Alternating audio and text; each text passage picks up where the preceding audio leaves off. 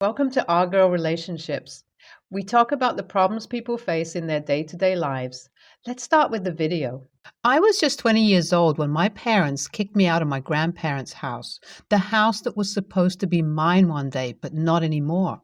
Because my younger brother was the golden child, so everything had to be his. He got the house, the car, the money, everything, and I got nothing.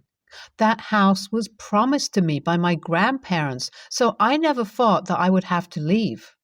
I still remember the day they told me I had to leave. It was like a bad dream. I couldn't believe my parents could be so heartless. My brother had met a girl and they wanted to move in together. And where were they going to live? In my house, the house that I grew up in, that I loved so much. I begged and pleaded with them, but they wouldn't listen. They said I was being selfish, that I didn't understand how important it was for my brother to be happy. They told me I could go live with my aunt who lived in another state. They didn't care what happened to me. I packed my bags that same day with tears streaming down my face. I couldn't believe this was happening to me. My parents had always favored my brother, but I never thought they would go this far. I felt like I had been robbed of everything that was rightfully mine. And so I left and went to live with my aunt, who was kind enough to take me in. But I was never the same after that. I had lost my home, my family, and my sense of belonging. In the beginning, I tried to make the most of my new life, but it was never the same. I missed my grandparents' house so much. It was like a piece of me had been taken away. Now, 10 years later, they show up on my doorstep, begging me to speak to them. But can they make up for everything they've done to me? I don't know if I'm ready to forgive them just yet. Let me explain what happened. One day, when I got back home from work in the evening, they suddenly popped up. I stood there staring at my parents in disbelief. After all these years, they dared to show up at my doorstep and beg for forgiveness. It had been 10 years since I had last spoken to them, 10 long years since they had kicked me out of the house and handed everything over to my younger brother, their golden child. It was like they expected me to welcome them back with open arms like nothing had happened. But I couldn't forget the pain they had caused me. The pain of being kicked out of my grandparents' house, the only place I had ever called home. The pain of being cast aside like I didn't matter just so my brother could move in with his girlfriend. After they kicked me out, I went completely MIA. I couldn't bear the thought of seeing them, hearing their voices, or facing their smug expressions. I moved in with my aunt, who had always been there for me. I remember crying myself to sleep every night, wondering what I had done wrong to deserve such treatment. But as time passed, I slowly began to move on. I completed my education, got a job, started building a life for myself, and made new friends who loved and supported me. I tried to push the memories of my family to the back of my mind, and slowly they had begun to fade. Now, here they were again. I couldn't help but wonder why they had come after all these years. They begged me to let them inside and talk to them, their faces filled with remorse and regret. I was curious, so I asked them why they had shown up after 10 long years of silence. My mother's eyes were filled with tears as she explained that they had made a terrible mistake. They had put all their hopes and dreams into my younger brother and had given him everything, even the house that belonged to our grandparents. But things hadn't gone as planned for my brother. His girlfriend had left him and he had ended up squandering away all the money and resources our parents had given him. Now, with no place to go, he had come back to my parents, who had no choice but to take him in. My parents looked at me with pleading eyes, begging for my forgiveness. They said they had realized their mistake and wanted to make things right. But I couldn't forget the years of pain and hurt that they had caused me. I couldn't just forgive them so easily. I decided I didn't want to hear them out. They said that they had regretted their actions every day since, and I couldn't bear to live with the guilt anymore, but I didn't believe them. I didn't have the energy to deal with them. I was in a good place in my life. I had a family of my own, a home, and a career that I loved. I had worked hard to build a life for myself, and I couldn't let them destroy it again. I told them to leave, to go back to the son they had chosen over me. I didn't need him in my life anymore. They had made their bed and now they had to lie in it. As they left, their tears turned to anger, but I didn't care. I had moved on from the hurt they had caused me, and I wasn't going to let them drag me back into the past. Update 1. 1 week later. A few days ago, when I walked into the living room, I was taken aback by the sight before me. My husband and my parents were sitting together, deep in conversation. I was frozen for a moment, unsure of what to do. I was greeted by a smile from my husband, but my parents looked uneasy. I approached cautiously, taking a seat next to my husband. My parents immediately started apologizing again, but I couldn't bring myself to forgive them so easily. Their words were heard, but I felt nothing in response. My husband, sensing my discomfort, put a comforting arm around my shoulders. He then turned to my parents and spoke sternly. He told them that they couldn't just show up out of nowhere and expect everything to be okay. He told them that they had hurt me deeply and it was going to take more than a few apologies to make things right. My parents hung their heads in shame, knowing that he was right. They had expected to be able to make amends quickly, but they now realized that it would take time and effort to repair our relationship. They stayed for a while longer, trying to talk things through with me, but I remained distant and guarded. It would take a long time for me to trust them again, if I ever did. As they left, my husband pulled me into a tight embrace and whispered in my ear that he is here for me no matter what, and that we'd get through this together. I felt a sense of comfort in his words and knew that I wasn't alone in this struggle. We would work through it, one step at a time. Update 2. A month had passed since my parents' unexpected visit and things had settled down a bit. I had been trying my best to focus on my work and my relationship with my husband, but I couldn't help but feel conflicted about my parents. They continued to reach out to me, sending letters and leaving voicemails, asking to meet up and talk things through. I spoke to my aunt, who had taken me in all those years ago, about the situation. She listened patiently and offered her advice, but ultimately left the decision up to me. It was a difficult decision to make as I still felt a deep sense of hurt and betrayal towards my parents. Part of me wanted to forgive them and move on to try and rebuild our relationship, but another part of me was hesitant, unsure if I was ready to let them back into my life. I couldn't just forget everything that had happened and pretend that everything was okay. Despite my reservations, I agreed to meet with them to see if we could find some common ground. We agreed to meet at a neutral location, a coffee shop in the city. As I walked in, I saw my parents sitting at a table looking nervous and apprehensive. We sat down and began to talk. They told me how sorry they were, how they regretted everything that had happened. They promised that things would be different and that they would never hurt me again, but I couldn't shake the feeling that it was all just empty words. I told them how I had struggled over the first few years and how their actions had impacted my life. I talked about the pain and hurt that I had experienced and how difficult it was to forgive and forget. They listened intently, looking remorseful. As we finished our coffee and said our goodbyes, I still wasn't sure if I wanted them back in my life.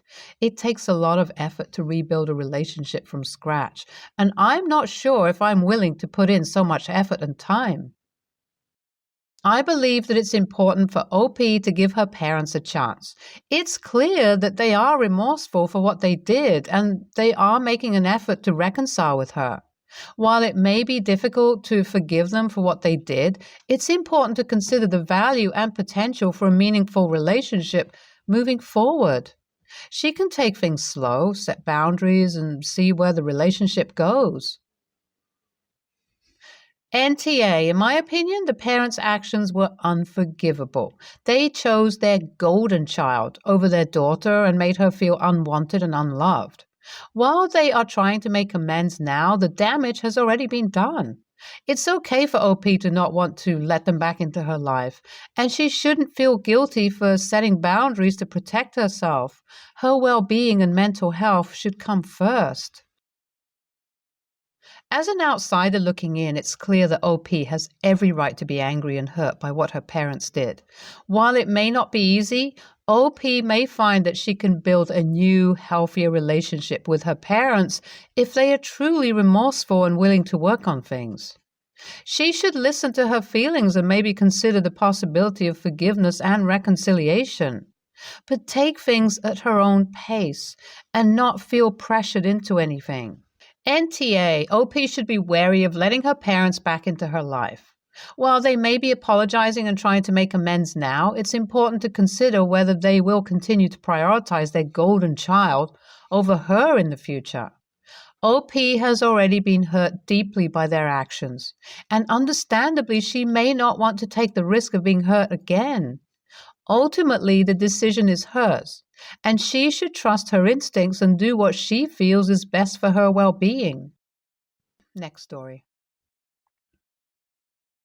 My mother is widowed and only has her kids, me and my 2 brothers. I recently had a difficult delivery that has left me bedridden, so my mom came to help me.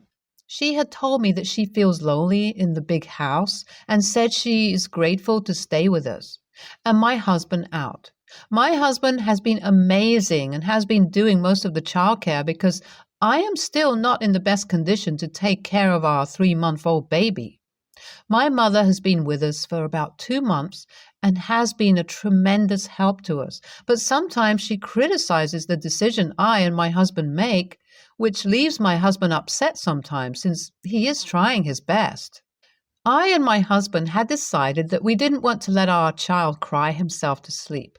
We decided that we wanted to cradle him so he knew we would always be there for him. Yesterday, my mother disagreed with this method and told us that she allowed me and my brothers to cry themselves to sleep so they have a more scheduled sleeping and it makes it easier for them to sleep for longer hours. I thought what she said made sense and told my husband that maybe we should go with that method.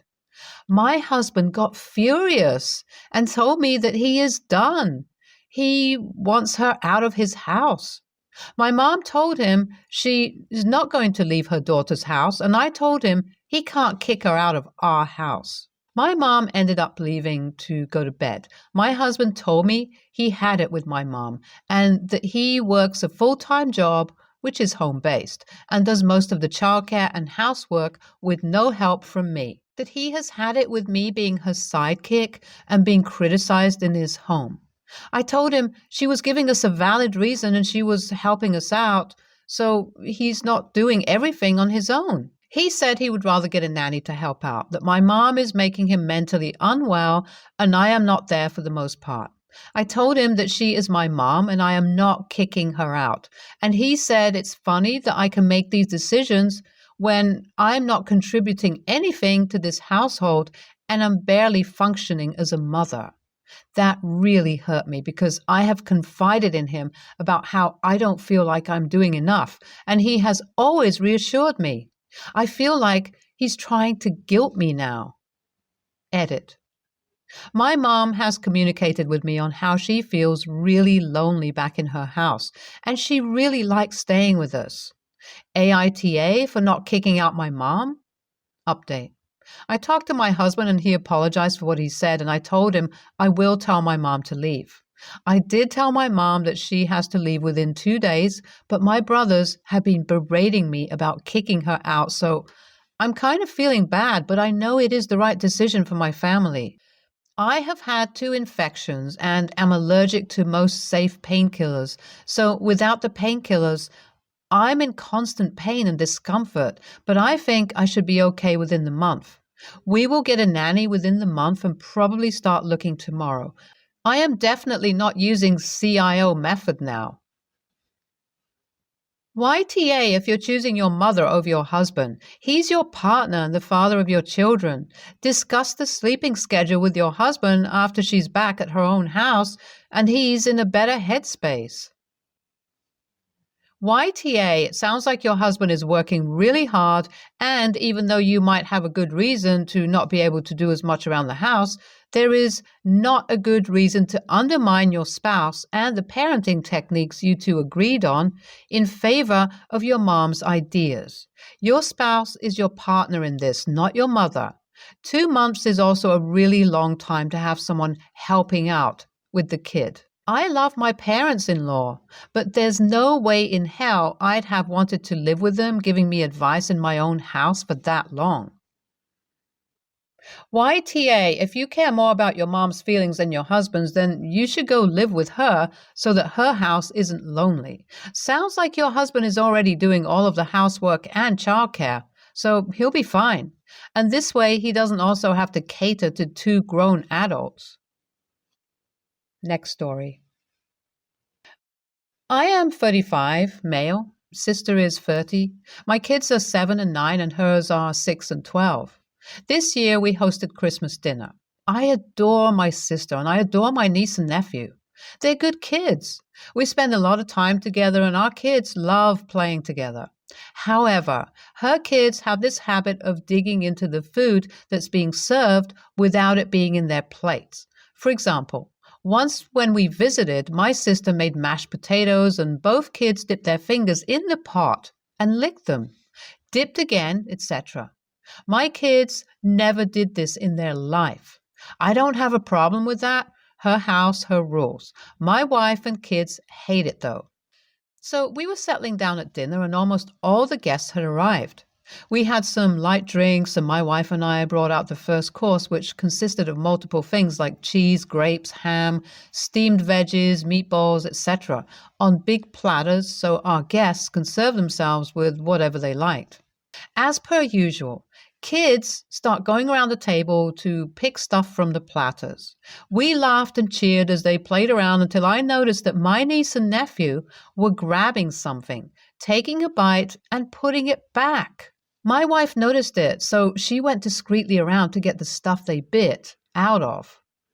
I pulled my sister aside and told her to please tell her kids to stop doing that. In came the next meal, which was a light soup with sour cream. The instant my wife put the serving bowl down, my niece and nephew grabbed a ladle and licked it. We kind of laughed nervously. My wife replaced the bowl and soup. Again, I told my sister to speak to her kids about it. Before the main course was served, my wife and I decided to just plate everything ourselves for each guest, which was a lot of work, but worth it. Again, niece and nephew immediately got up and started going around dipping their fingers in random plates. At this point, my wife got a bit angry and told them aloud to wait patiently for their plates. Sister got irked. Guests started to get uncomfortable. Sis said, "They're just kids." After an hour or so, we got out some chocolate cake. My niece and nephew literally put their hands in it before my wife got a chance to cut it. I saw her eyes started to get watery out of frustration and blew up, yelled at my sister for not disciplining her kids and making everyone uncomfortable. My sister and brother-in-law got up and left. Several guests said they found this gross, but Mom and Dad say that I could have spoken to my sister in private. Now I feel like an AH. NTA, did your sister raise those kids in a barn? What the hell is wrong with her? You told her several times in private, and she can't pull the kids aside and tell them to knock it off? Jesus, that's disgusting. 100% NTA. Your sister, who sounds like she has zero spine, had every opportunity to step in and prevent it from happening. I thought you were going to say they just sampled frosting like kids sometimes do, which is still gross. But every dish that came out, and then she storms off instead of telling those little piglets to stop? Frick that. NTA, you went to their mom privately multiple times and nothing was done. It was upsetting your guests, and your wife and the kids are definitely old enough to restrain themselves around company, especially if they are at someone else's house.